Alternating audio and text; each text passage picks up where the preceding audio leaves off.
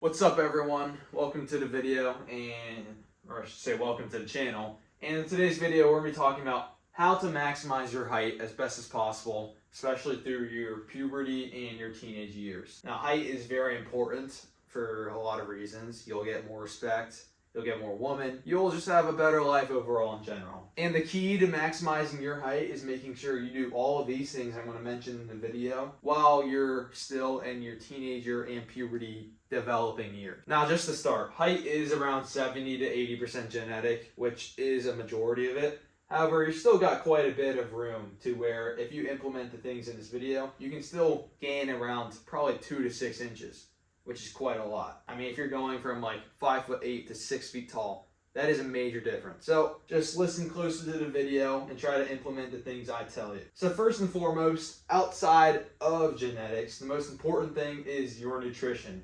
And specifically, you don't want any deficiencies in your diet, and especially with the primary four you got here. These would be calcium, vitamin K2, vitamin D, and vitamin A. Now, starting with calcium, calcium is the one you have to worry about the absolute least. And this is because the RDA for calcium is way higher than it really should be. And you get plenty of calcium in your day-to-day diet. I'm almost sure of that. If you drink 1 glass of milk, you probably get enough calcium for multiple days. Trying to supplement calcium or just increasing your calcium intake will really just end with you having some more health problems and not really any height actually gained. Now, vitamin K2 is the very important one because calcium is what makes up your bones, but vitamin K2 is what moves the calcium from your liver and from the other places where the calcium is in your body into your bones. So you need just as much as vitamin K2 as you need calcium. And as I said, these four are the most important, and that's because these 4 vitamins work in synergy with each other to create strong bones for you overall. So it's very important that you don't just get a high amount of calcium, but you get a high amount of all of these things.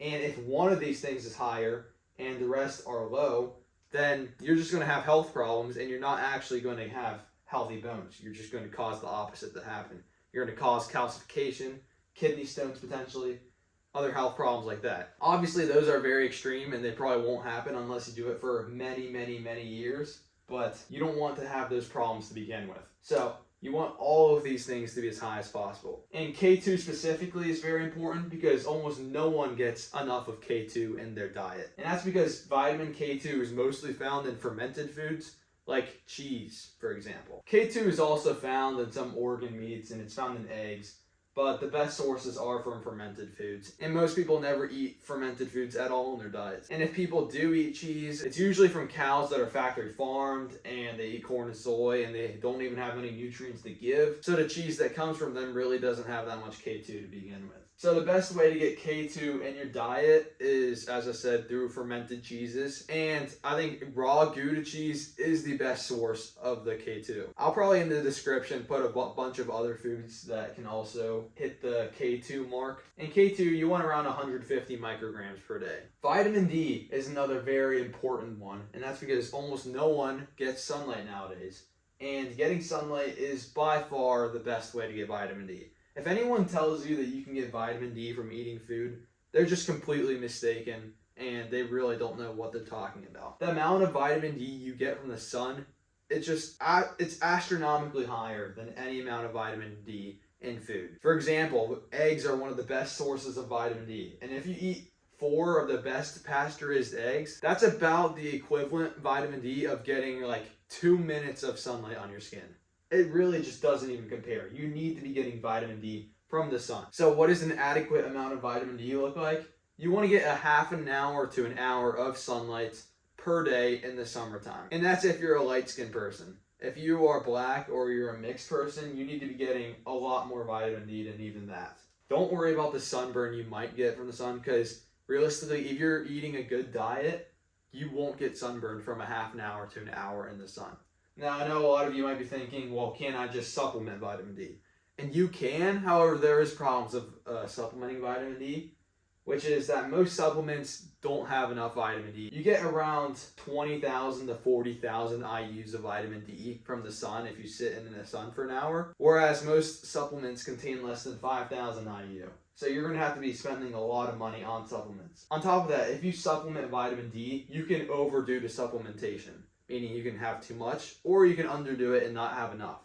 Whereas if you're getting vitamin D from the sun, eventually your body will stop the vitamin D synthesis once you have enough, so you'll get the perfect amount of vitamin D every time that your body needs. So sunlight is always superior to supplementing or getting it from food. Vitamin A is another very important nutrient that you need, and that can be found in organ meats. Beef liver has an insane amount of vitamin A, and you can also get it from eggs and muscle meat and some other ways. You don't need to worry too much about vitamin A. As long as you're eating good quality foods, you'll get enough. Magnesium is another very important one. And magnesium is the only nutrient I actually recommend supplementing. And that's because magnesium nowadays is almost impossible to find. This is because due to the agricultural revolution, our soils are very, very depleted nowadays. And it's just simply impossible to get enough magnesium in your diet without supplementation. The only real way to get it in your diet is through something like chocolate or pumpkin seeds, for example. Those have the highest amount of magnesium you can get. And you're going to need to eat 1,000 calories worth of those per day to get your RDA for them.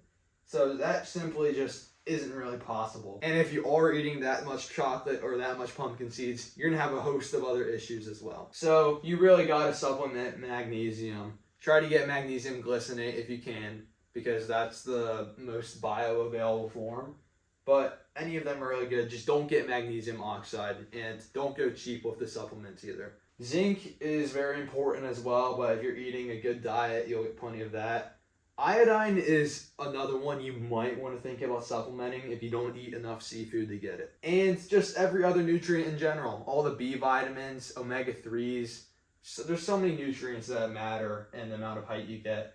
And as long as you're eating a good diet of a lot of red meat, a lot of eggs, a lot of fermented foods, that's something that most people overlook. As long as you do those things, you're going to get all the nutrients you need to be able to adequately have enough nutrients to get as much height as possible. Now, stepping away from nutrition, some other very important things.